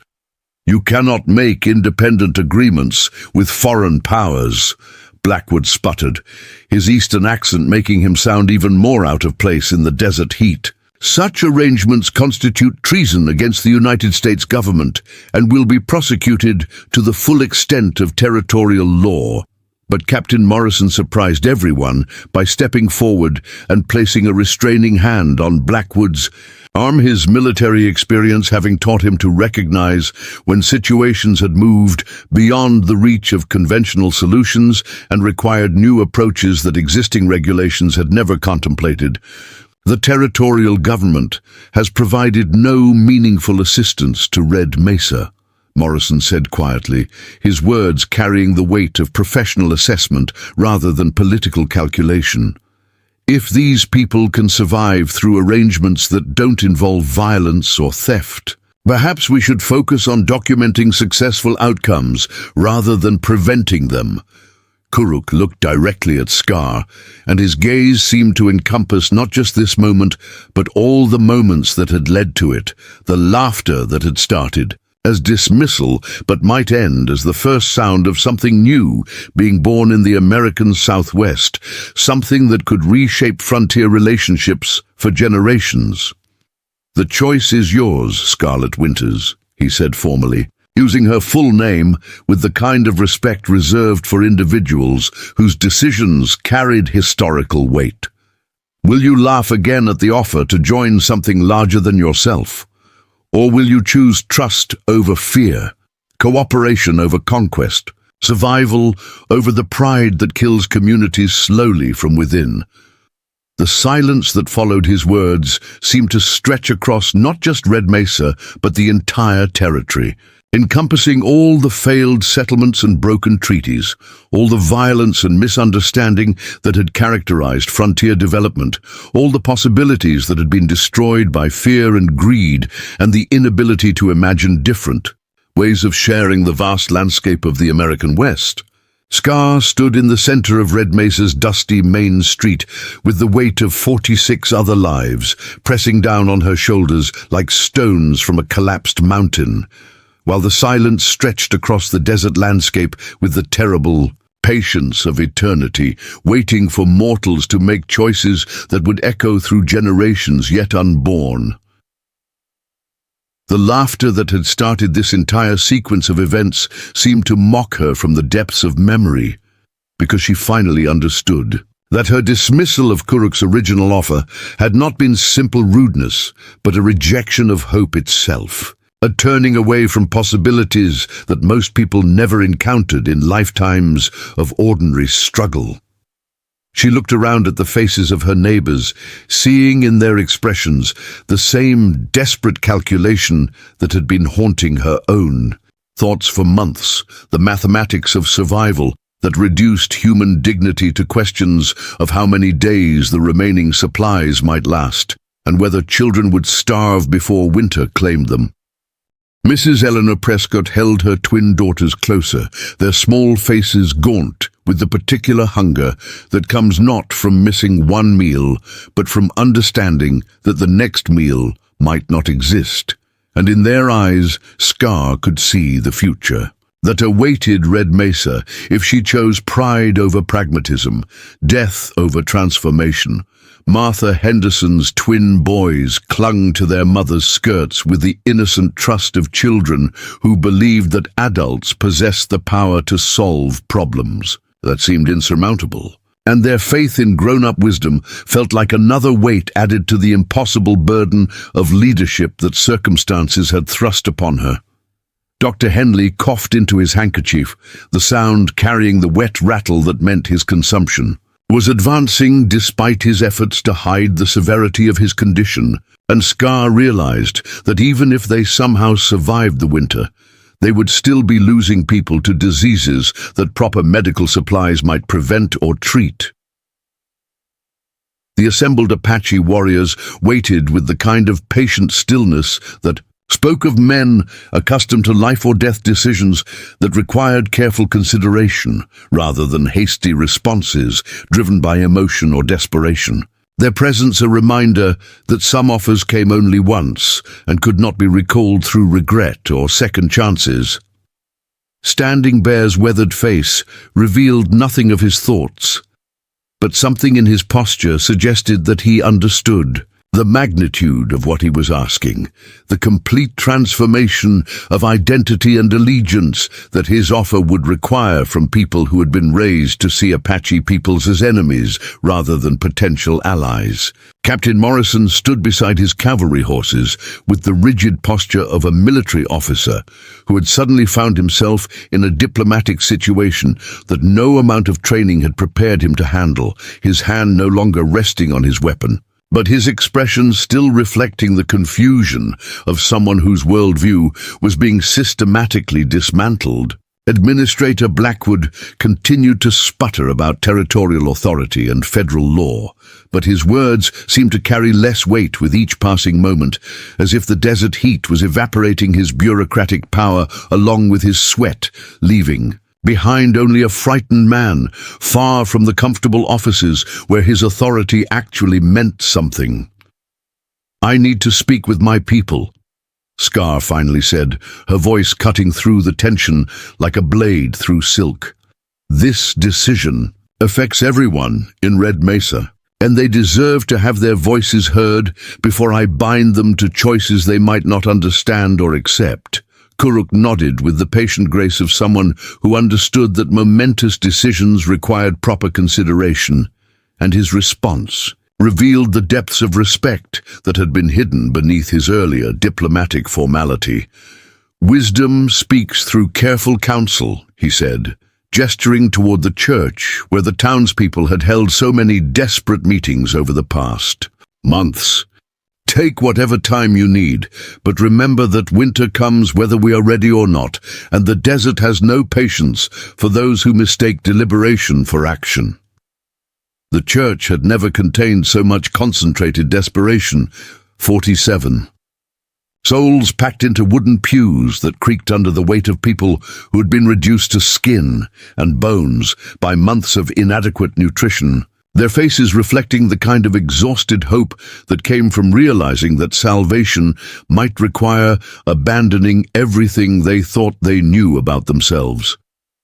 Scar stood before the altar where her father had been eulogized just months earlier, where 17 other residents of Red Mesa had been mourned and buried, when starvation and disease claimed lives that might have been saved with proper supplies and medical attention, and she felt the presence of the dead weighing her. "Words. You all heard what Standing Bear and Kuruk offered," she began, her voice carrying clearly through the sacred space, despite the tremor that threatened to break her composure. "Full Apache protection, training in desert survival, integration into a confederation that spans half the territory, but it means becoming something we've never been before." The debate that followed was unlike anything Red Mesa had experienced, because for the first time in months, they were discussing possibilities rather than simply calculating how long their remaining resources might last, considering futures that extended beyond the next week or month into seasons and years they might actually live to see. Mrs. Prescott was among the first to speak, her voice carrying the desperate authority of motherhood as she addressed concerns that went beyond simple survival to encompass questions of identity and belonging that had never seemed relevant when death was the only alternative. "My girls deserve the chance to grow up," she said, her words cutting through philosophical arguments like a sword through morning mist. "I don't care if they learn Apache ways alongside their letters. Don't care if they speak 2 languages instead of 1. I care that they live long enough to become women with choices I never had." Young Billy Clearwater, barely 16, but already carrying the responsibility of caring for his widowed mother and younger sister, stood with the kind of determination that frontier life bred into those strong enough to survive its lessons. "I've been watching Apache warriors for weeks," he said, his voice cracking with the uncertainty of adolescence, but his words carrying conviction. "They know things about this country that we never learned, things that could keep us alive when everything else fails, and I'd rather learn from them than die ignorant." But there were voices of dissent as well, concerns that went beyond practical survival to encompass deeper questions about loyalty, identity, and the price of abandoning principles that had sustained them through previous hardships.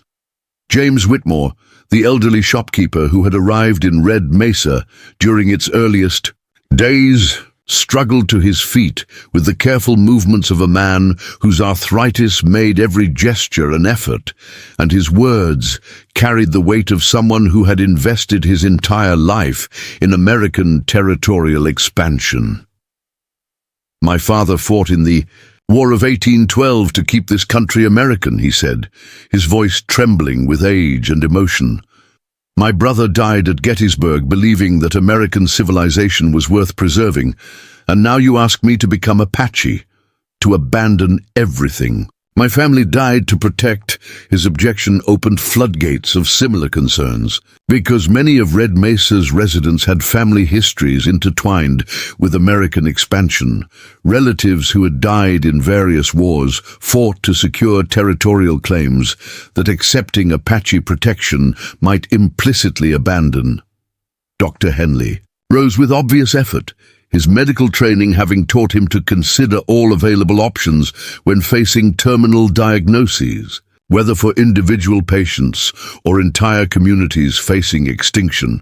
"With respect to Mr. Whitmore and others who share his concerns," he said carefully, "we must consider whether dying for principles serves those principles better than living to see them evolve, whether preserving American identity requires rejecting everything that might allow American communities to survive in circumstances our founders never imagined."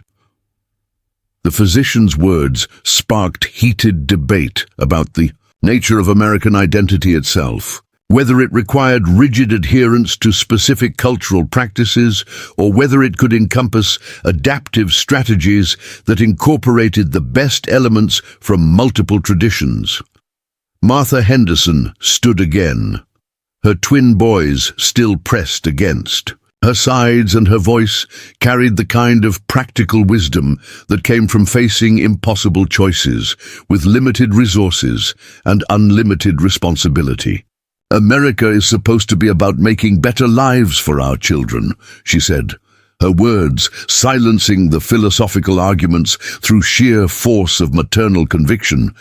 "If Apache protection gives my boys better lives than American abandonment, then maybe being American means being smart enough to accept help when it's offered by people who know how to survive." The voting process was unlike anything Red Mesa had attempted before, because they were not simply choosing between competing candidates for local office, but rather deciding whether to transform their community so fundamentally that it would cease to exist in its current form. Each resident over the age of 16 was given the right to vote, including women and adolescents whose voices had never been officially counted in previous community decisions, because everyone understood that the consequences of this choice would affect all members of the community, regardless of traditional political exclusions. The ballots were simple pieces of paper torn from Dr. Henley's medical notebook, marked with either accept or refuse in whatever handwriting each voter could manage, collected in her father's old hat that had survived frontier hardships much better than the man who had worn it. Scar counted the votes with trembling hands while 46 other people watched in silence that seemed to encompass the entire territory. The fate of Red Mesa hanging in the balance of simple marks made by desperate people facing the most important decision of their lives. The final tally was 38 votes to accept Apache protection and 9 votes to refuse, with Mrs. Whitmore abstaining because her arthritis made it impossible for her to hold a pencil steadily enough to mark the ballot, though her tears suggested which way she would have voted if physically able.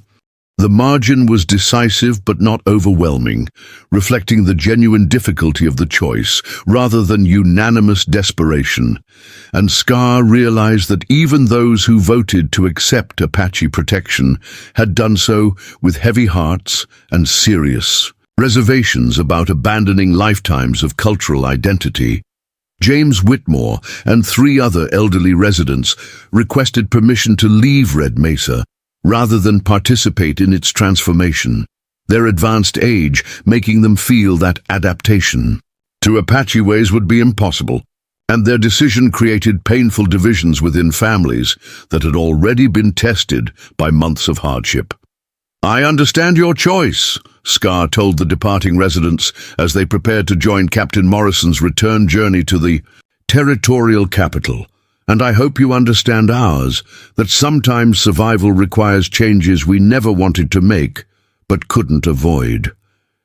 The farewells were tearful and complicated, because everyone understood that they were witnessing the end of Red Mesa as it had existed, and the beginning of something unprecedented in territorial history, a transformation that would either prove to be salvation or the final chapter in a story of failed American expansion. Administrator Blackwood made several more attempts to assert territorial authority over the proceedings, threatening legal action and federal intervention, but his words seemed increasingly hollow as it became clear that his ability to influence events had evaporated along with government credibility.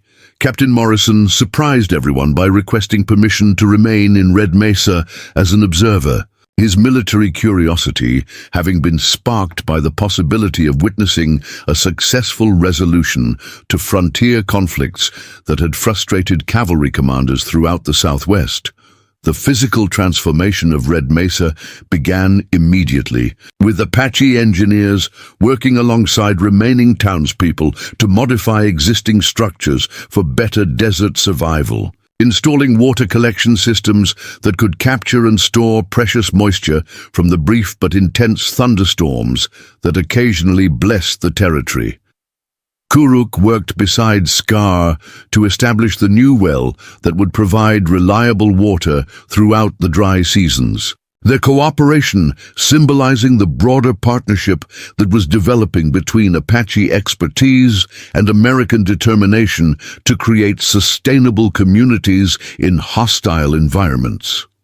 The lessons in desert survival extended far beyond practical skills like finding water and preserving food, encompassing an entirely different way of understanding the relationship between human communities and natural environments. Perspectives that challenged everything Red Mesa's residents had believed about conquest and civilization.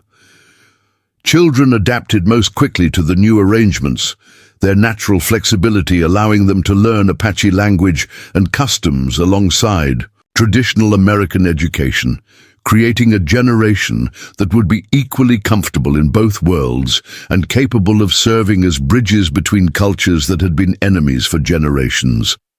Martha Henderson's twin boys began following Apache, children who visited Red Mesa with their families, learning to track animals and identify edible plants with the enthusiasm that only children could bring to activities that adults approached with desperate necessity. Dr. Henley discovered that Apache medical knowledge complemented his formal training in ways that improved treatment outcomes for conditions that had previously been beyond his ability to address effectively, creating collaborative approaches to frontier medicine that neither tradition could have achieved alone. The trading relationships that developed between Red Mesa and various Apache bands brought prosperity that the community had never experienced even during its most optimistic early days, because Apache networks extended across vast territories that included resources and opportunities completely unavailable through American commercial channels. Standing Bear visited frequently to monitor the progress of what he called the Great Experiment, his presence serving as both protection against hostile Apache bands who might not understand the new arrangements and validation that the partnership was succeeding according to tribal council expectations. 6 months after the fateful vote, Red Mesa had become something entirely new, a hybrid community that combined the best elements of American determination with Apache wisdom about desert survival, creating a model for coexistence that attracted attention from both territorial authorities and indigenous leaders throughout the Southwest. Scar often found herself thinking about the laughter that had started everything, wondering what might have happened if she had recognized the opportunity that Kuruk's original offer represented, whether weeks of uncertainty and near starvation could have been avoided if she had possessed the wisdom to see past her preconceptions. But she had learned that some journeys required all their steps, including the mistakes that made wisdom possible, and that the laughter which had once seemed like the sound of her own foolishness might actually have been the first note of something new being born in the American West. On quiet evenings, when the desert heat finally broke and stars emerged, like scattered diamonds across the vast darkness, Scar would sit with Kuruk on the porch of what had once been her father's store, discussing plans for expanding the partnership to include other struggling settlements that might benefit from similar arrangements. "Do you ever regret the path that brought us here?" Bushi asked one night, watching Apache and American children play together in the dusty street, where so much fear and hope had collided months earlier. Kuruk was quiet for a long moment, his gaze moving across the transformed community that had become living proof that enemies could become allies when survival demanded the courage to abandon old assumptions about impossible possibilities. "I regret the suffering that made this necessary," he said finally, his voice carrying the weight of someone who had seen too much violence and loss. "But I cannot regret the choices that led to children learning that different peoples can share the same land without destroying each other." The settlement that had once been called Red Mesa no longer appeared on territorial maps, having been replaced by something that existed outside conventional categories of American or Apache, something new that pointed toward futures where survival might require transformation, but not surrender of everything that made communities worth preserving. And sometimes, when the wind was right and the moon was full, visitors claimed they could hear laughter carried on the desert breeze, not the bitter sound of dismissed opportunities, but the joyful noise of children who had learned that the world was larger and more welcoming than their parents had ever dared to imagine. Up next, you've got 2 more standout stories right on your screen. If this one hit the mark, you won't want to pass these up. Just click and check them out, and don't forget to subscribe and turn on the notification bell so you don't miss any upload from us.